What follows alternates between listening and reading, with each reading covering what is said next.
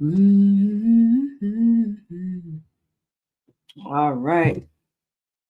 Good morning, everyone. Dr. Levinton here. Why is my video? Okay, there we go. Dr. Levinton here. I help people live long and well because I believe the quality of life is just as important as the quantity of life. Um, Today we're going to do another live, and today will be our final live for the year 2024. This year has gone by pretty quickly. We're here. We've made it thus far. I'm thankful, and I bet you have reasons to be thankful as well. And so today we're going to end on a kitty note. So we're talking about how to raise resilient and build self-confidence in children. Now, some of you are probably wondering why I chose this topic. For one, um, let me see here. Let me make sure our guest is able to come on. For one, I'm a big fan. Kids, kids are easy to communicate with, and I thought this was something we're supposed to do a little bit earlier, but we didn't get a chance to do. So we'll be doing that today. Um, Give me 1 second. I want to make sure our guest is able to join. Let's see. Yeah, so this was a live we're supposed to do earlier, but it did not happen. And so we had to do it at this time. So we're here. It promises to be a great conversation. We talk about in this day and age how to raise confident and resilient kids in a way that's good for them and improves their quality of life. All right. So give me 1 second. I got to message let's see. There we go. My guest. Let's see. Open link. Not open link. Oh, if you're watching live, sorry, hashtag live. If you're watching replay, hashtag replay. If you know somebody that should be in this conversation, please join them or send them or invite them. Have them come on in. This is going to be a good one. No, I'll be honest with you. I've had some, tough conversations with some of my kitty clients, on their self-worth and, words that I've hurt that they replay in their mind and has affected their self-esteem. You see them young boy, a girl, beautiful. I mean, stunningly beautiful, lots of gifts, obvious, but they don't see it because of some of the things that have happened or have been said to them. And life's words hurt, and words shape. And so this conversation, we're going to reshape, how we address some of these concerns and how we empower our kids, our kids by birth or by association, empower them for their future and the now. Because when you improve their quality of life, all the seasons of their life. So yes. So today we'll be having the conversation um, with Dr. Senait Adebo. She's having a little bit of technical issues, so bear with me. She should be joining soon. And then we'll be live. If you don't mind chatting with me where you're watching from, this beautiful Saturday morning, the last Saturday in the year 2024. Where are you watching from? What state? I'm in the beautiful city of Mansfield, Texas, right here, Dr. Benton. Oh, I forgot to mention. Did I say that? We help people live long and well because we believe the quality of life is just as important as the quantity of life. My goodness. Wow. All right. This is going to be good. It's so interesting how some of our stories or some of our challenges or some of the difficulties we went through growing up helps us with the future generation. So some of these conversations, are helpful in paying it forward. So, all right, Dr. Adebo, she is a pediatrician in Missouri City, Texas. So she's also a Texas um, um, uh, resident. So she's our guest And like I said, we'll be talking about how to raise confident and resilient children. Hi, Dr. Janice. Thank you for joining. Oh, she's here. Oh, she made it. She made it. Finally. Oh my goodness. Dr. Tolu, We're I'm here. so sorry. How are you? Can Technical you hear me? issues. Oh, now I can't hear you. Oh, you can't hear me? I can't hear you. Oh my God. Okay, let's see. I can read your lips. Don't worry. It's going to be fine. We're going to figure it out. We're going to figure it out. Right? Let me see here. Technology. All right. So she's Technology, here. right? Let me see. See if make sure your volume. Oh, can you hear me now? Oh, I you can hear you. I can can hear you. hear Can me. you hear me? Hear you. All right. Try. Let me see. Let me try one thing to join from another device. Are you logged on your computer? I am on my phone. Let me try the computer. If you're logged, let me text you. If you're logged on your computer, you might want to try it on your phone. Okay, let's Yeah, phone see. might work better. All right. So we're gonna start why Dr. Adebo tries to get back on. She's our guest. I'm gonna tell you a little bit about her. I've met her. She is a delight and a true pediatrician at heart. She's also she uses a whole person approach to healthcare. She's committed to supporting a child's physical, mental, and emotional health. And she actually graduated with a postgraduate study in tropical medicine and hygiene at the London School of Hygiene and Tropical Medicine. And she then went on to attend the University of Gondar in Ethiopia for her medical education. And then she completed her pediatric residency at the University of Minnesota. She has received multiple awards, including Texas Rising Star. She's a top doctor. She's a Texas Super Doc between 2018 and 2022. And she's a member of the Texas Medical Board and the American Academy of Pediatrics. All right. So let me see if we have her here. No, not yet. All right. So we're going to go ahead while we wait for her on the topic how to raise confident and resilient children. Now, first of all, I do want to share the fact that it is possible in this day and time to do so. It is tough. I don't know. I feel it's a little tougher, but it's still possible to do so. Let me see. Oh, let's remove this one and let's try this one. Can you hear me? I can hear you. I can hear you. Did you join on your phone? Try joining on your phone. Okay. Yeah, click on the link. Try joining the link on your phone. Use your phone as opposed to your. Let me see. Which one is? Remove and add to stage. All right. Now unmute and see if it works. And I can see you're shopping. What's that? What's that box? Dr. Adebo. Okay, try unmuting. Try unmuting. Come on. We can do this. We don't do it well. Mm-hmm. Can you hear me? I can hear you. Can you hear me? Oh, I still can't hear you. What's going on? I Let's am see. logged into two devices. Wow. Let's see.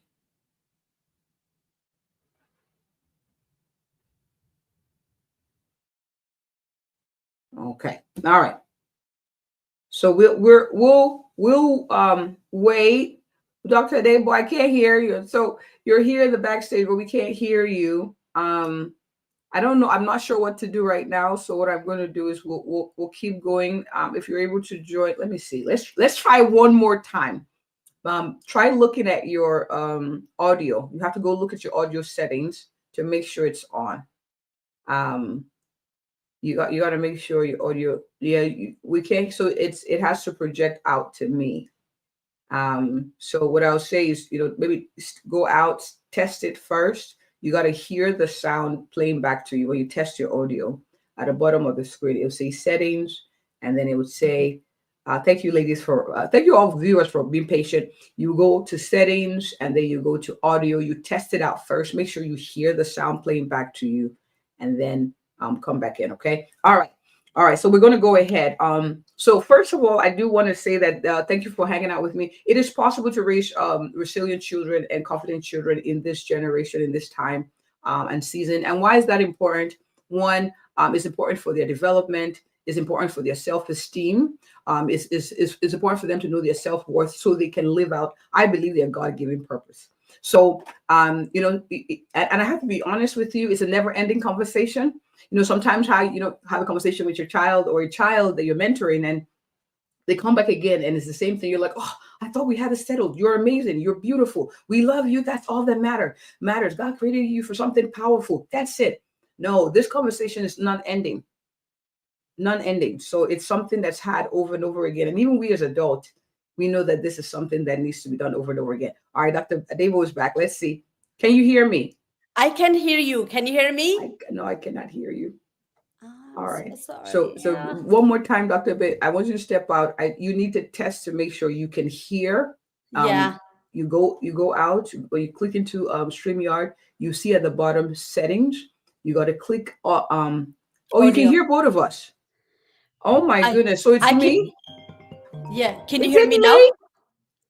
Can you hear me now? Yeah. Frederica can hear both of us. It's me. Oh. Audio. Okay. Audio. Hello. Hello. Hi. Okay. All right. Hang in there, everyone. It's me. Oh my God! My speaker. Where did my speaker go? My mic is this one. Or volume. Your volume. Maybe your volume. Let's see. Oh, now I can hear you. It's me. There we go. It's okay. It happens. Technology, right? That's a big lesson. Sometimes you're the problem. Okay. Point taken. Thank you all for hanging out. All right, Dr. Adebo, please introduce yourself. Who are you? What you do, so we can get right on to it. I know, my goodness. Thank you so much, Dr. Tolu, for having me and for your patience. You know, technology is our friend, but sometimes it does malfunction. It happens all the time. And I appreciate your patience, Dr. Tolu. This is a great example of staying, you know, calm and centered when things don't go wrong, when things go wrong, right? It's something we got to teach our children not to fall apart, which kind of goes with our topic today about resilience in the face of challenges and confidence, right? So I digressed a little bit. My name is Senait Adebo. I am a pediatrician. I am the owner of my practice, Sugar Land Pediatrics. I am also a certified life coach. I am passionate about parenting and marriage. And so I focus my coaching more on that aspect. So I coach my patients in my practice sometimes and outside too. I like it. Now, we're talking resilient and confidence. Doc, what does that mean? Are we trying to make our children tough from the exterior and hard? Like, what does that mean? That's a good point. So resilience and confidence means that our children are going to be assertive, right? They can express themselves without feeling shyness or you know, not like being afraid, right? They are going to be assertive. Confidence also means self-acceptance and self-belief. So that means that they can believe in themselves, they accept themselves who they are, and they're willing to take risk. That's kind of, in short, the definition of confidence. When it comes to resilience, it's a little bit different. It means they're able to regulate their emotion. They can persevere in the face of setbacks. They can problem solve when they encounter problems, like we just did today.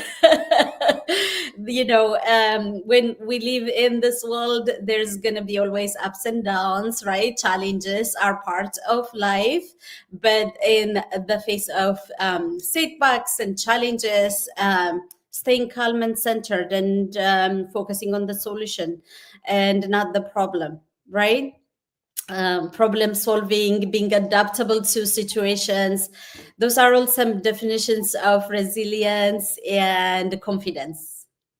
I like it. I like it. So what do we do? And I feel like sometimes there's a cultural dynamic also, because you're saying being able to express yourself, not being able to, not shy. I think different cultures, different upbringing. I grew up where you don't look people in the eye, you don't assert yourself, you just you're a child, so you don't have a voice.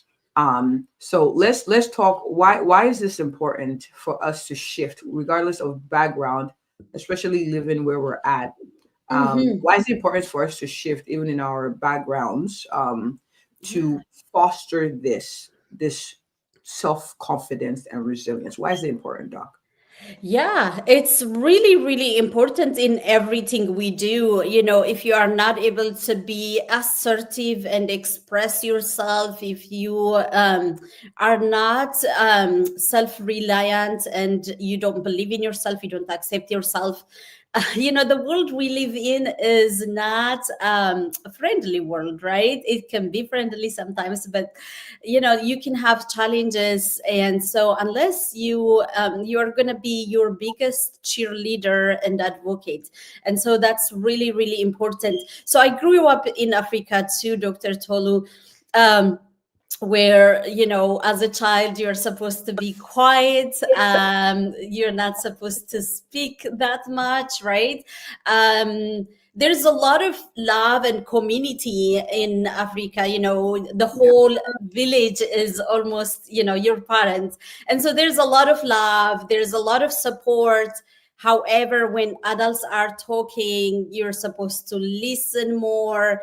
And one of the main problem, actually, I see in developing countries, such as in Africa, is that younger children, we don't think that they do hear us, especially babies, and until they start talking, we don't think they do hear us. And so there may not be intentional nurturing and talking to your baby. That's really, really important. Everything starts from the womb, right?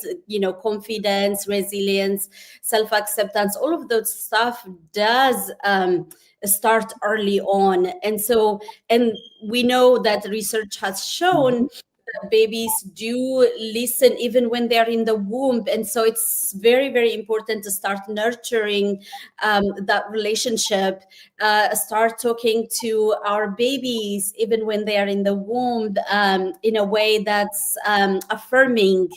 And so parents are going to be the biggest cheerleader of their children.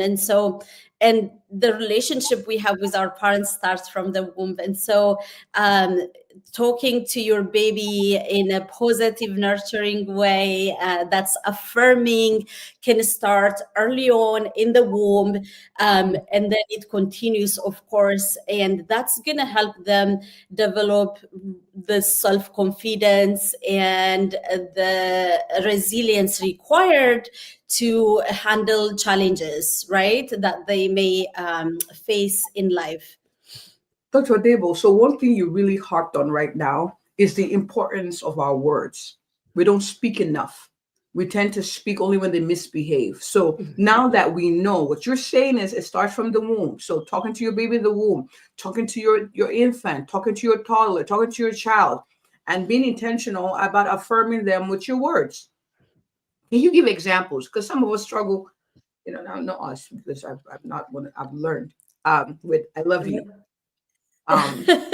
Beautiful.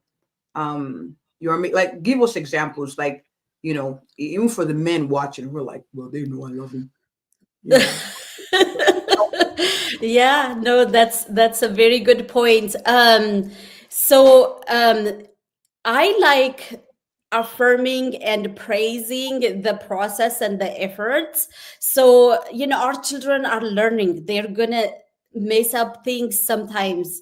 And so when they do, instead of focusing on the outcome, just focusing on the process, right? And just being patient. It's not easy. And so, like you said, I love you.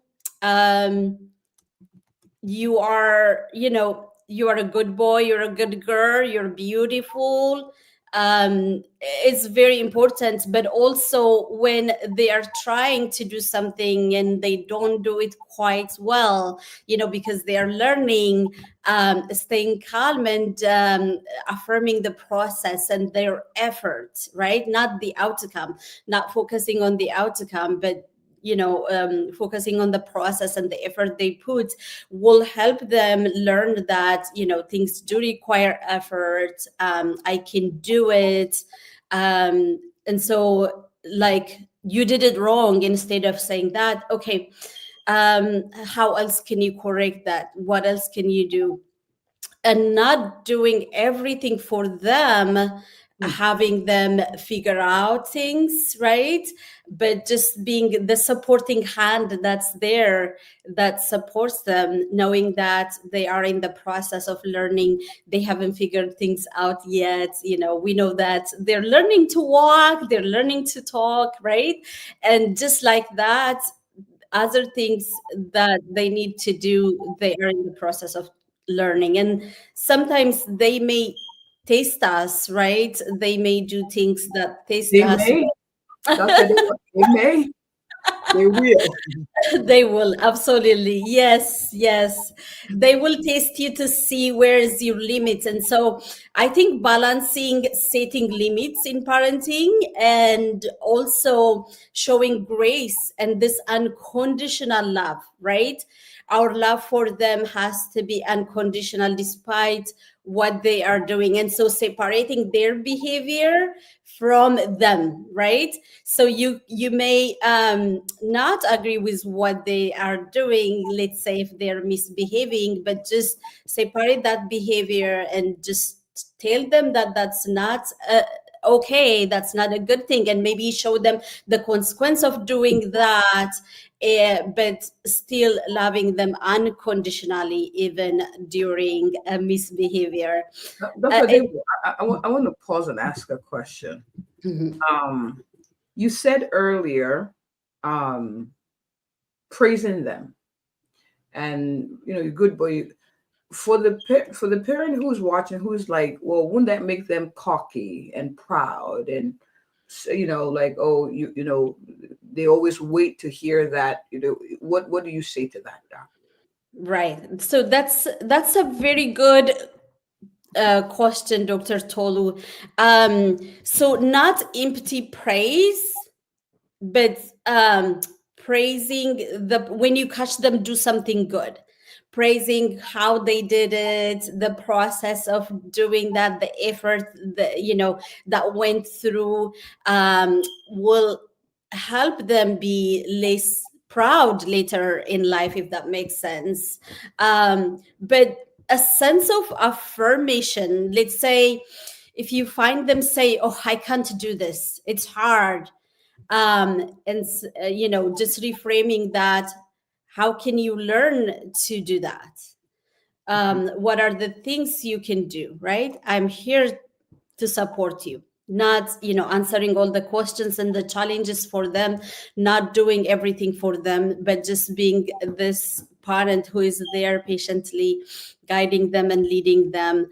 A balance of affirming the process and affirming them as a human being for who they are, if that makes sense, right? And so you're right, you don't want to just throw out empty praises.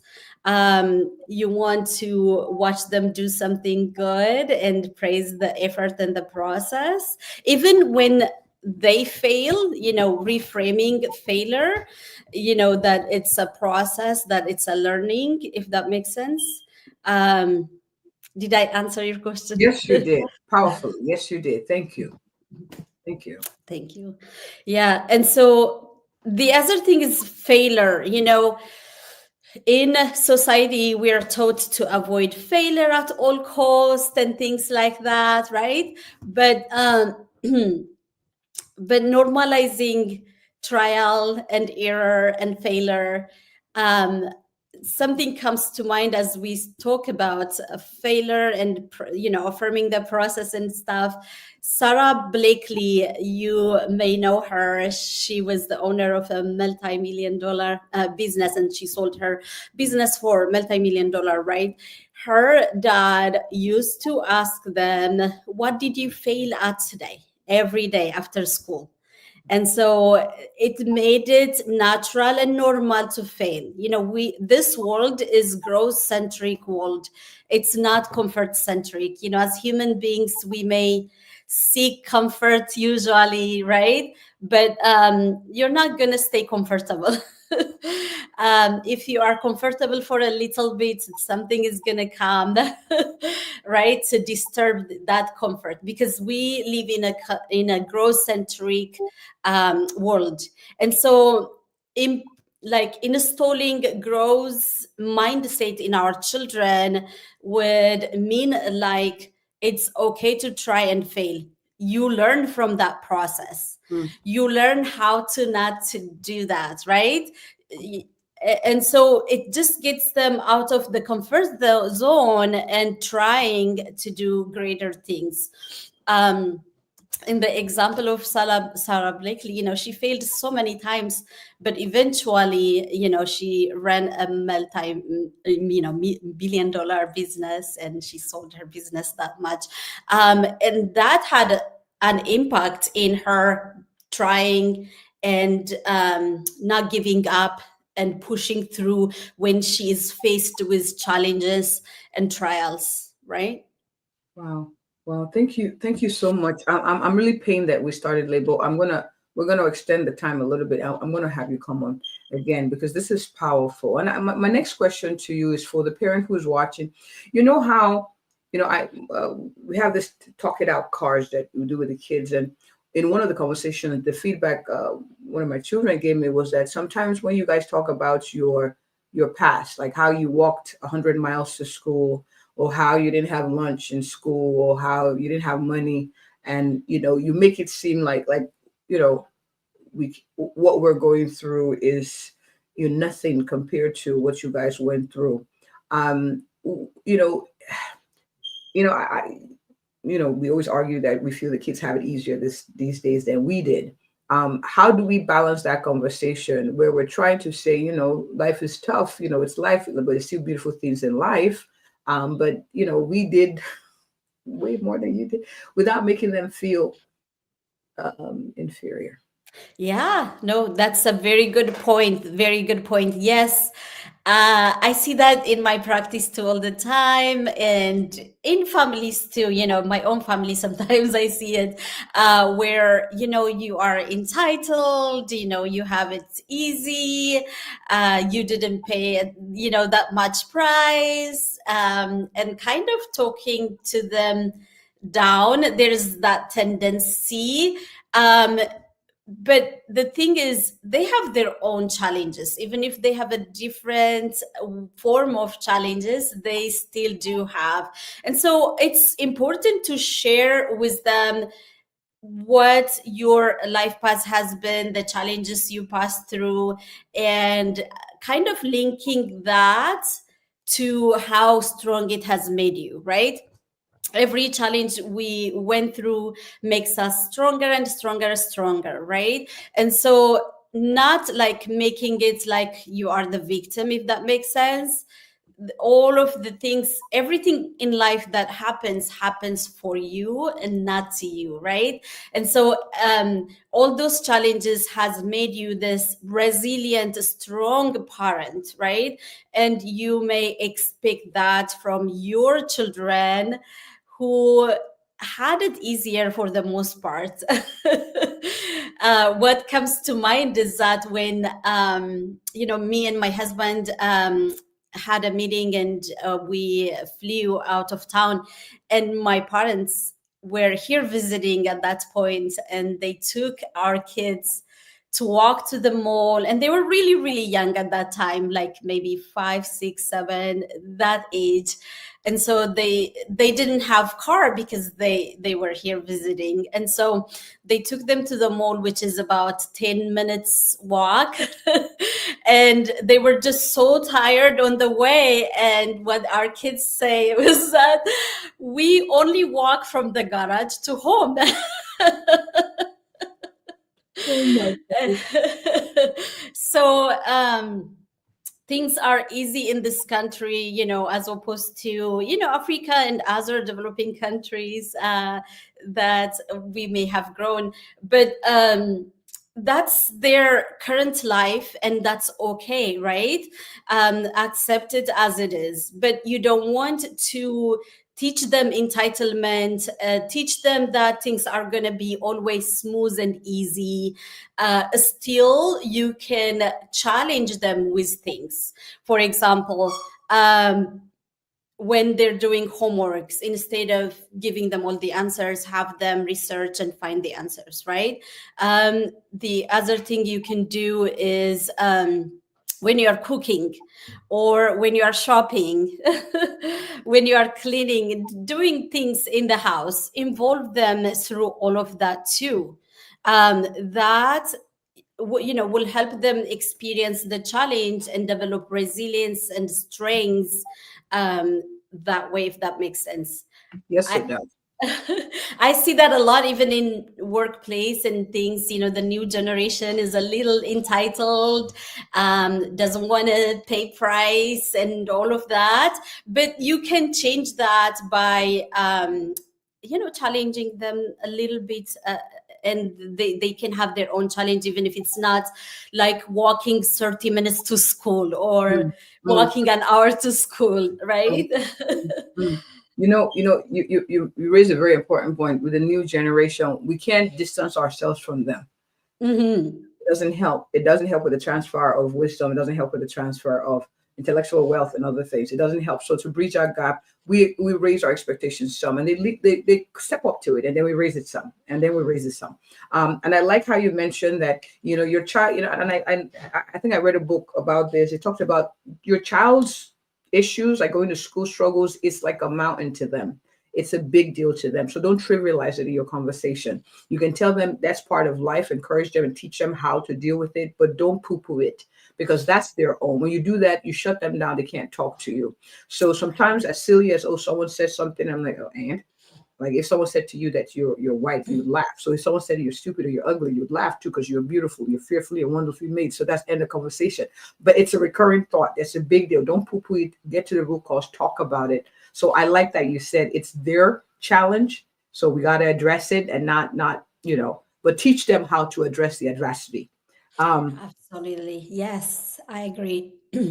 I have a question. What are some ways to handle situations when a child experiences bullying or rejection? What are tips, Doc? Right. No, that's a very good point and a very good question. So when they experience rejection and bullying at school, we got to walk the walk with them, and explain to them that doesn't define who they are, right? And that it's okay, if that makes sense, right? So a bully will bully you when they see that they can, if that makes sense, right? But if you are confident and stronger in who you are, and do not allow them, whatever they say, make an impact in you, then it won't, if that makes sense, right? Do not let it in. Just support them. That doesn't define who they are. To speak up, that's the other thing. Speak up confidently that no, this is not right, this is not me. Instead of doing it all for themselves, have them handle it in a way that makes them confident, if that makes sense, to speak up, to face it. And if the bully sees that you are strong, that they cannot do the damage they want to create, and you don't give them that emotional reaction, then they're going to stop, if that makes sense. So we got to coach our children. We got to support them. We got to walk the walk with them. Sometimes that means meeting with the teachers and the parents of the child. So, but we address it. We coach our children too, because if it's not this one, it's going to be another one. Potentially teaching them who they are and how not to give that power to them. But we walk the walk with them. That's important. I wanted to highlight that. Last question before we wrap up: what are things parents should avoid doing to prevent unintentionally damaging their child's self-esteem? Because I believe as parents here, we want what's best for our kids. We may not have gotten that as children. Mistakes from our parents, all the things, but what are things that we should avoid doing to prevent unintentionally damaging our children's self-esteem? You have 3 for us before we wrap up. Yes. Okay, absolutely. So sometimes when they make mistake and we say, oh, you are dumb, especially in Africa, if you've seen people may say things that unintentionally, without knowing the consequence of the words we say to them, the impact it may have in their future. We may say things that are harmful, that reflect that they're not okay as a person, when they do something wrong. And, it's normal to feel the emotion of whether it's anger or frustration. But if you lash out with that anger and frustration, you may see things that you would regret later on. Anything that is identity, that defines identities, such as, you are dumb or you are not good enough, anything that will make them think they don't have what it takes, they're not good enough, or they're not smart enough. You want to avoid that, right? Just separate their identity from their action, right? Because we are human beings. We, even as adults, we make mistakes, right? So extending that grace and just teaching them they're here to learn. They don't know a lot of things. And like we talked about, they may taste you at times to see how you would react. Say that, limit always, but make it in a way that doesn't define their identity in a negative way. Anything negative that identifies with their identity, you want to avoid, especially children under the age of 7.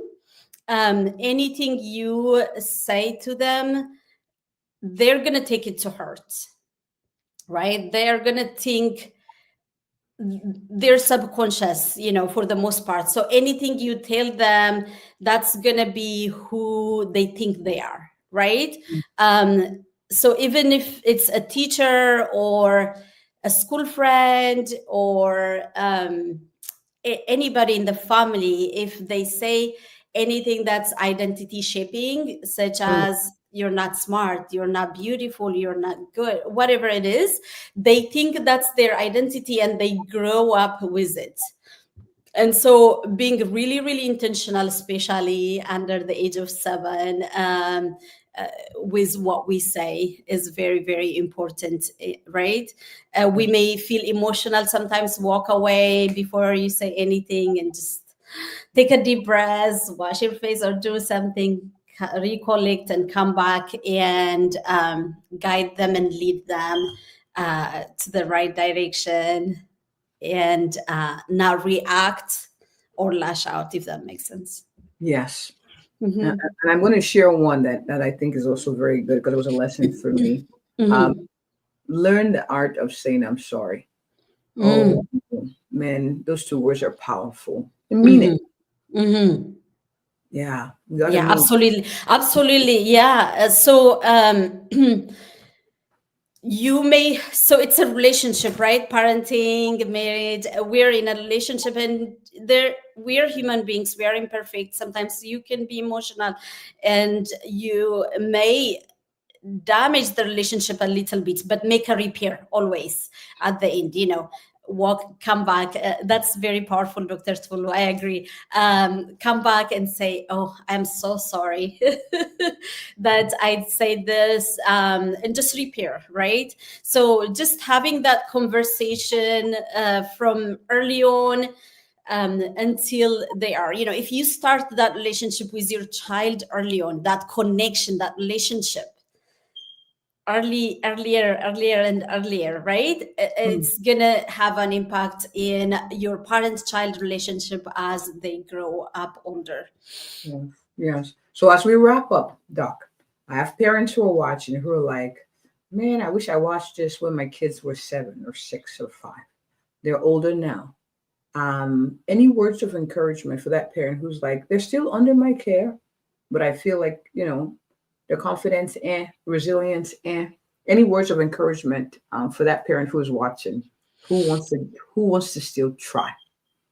Right. So let me reframe to make sure I understand it well. So for a parent that's watching whose child may be older than 7, Yeah, who's right? older and wish they watched this video when their kids were younger and Yes. wish they can go back in time but cannot, but want to still make an effort. Any words of encouragement as we wrap up? Yeah, absolutely. So a good point. It's never too late. It's never too late. You can start now. You can start repairing your relationship with your child, and if you have seen that they struggle in self-confidence, for example, you can start boosting their confidence now. Find them, do something good and tell them, I like how you did this.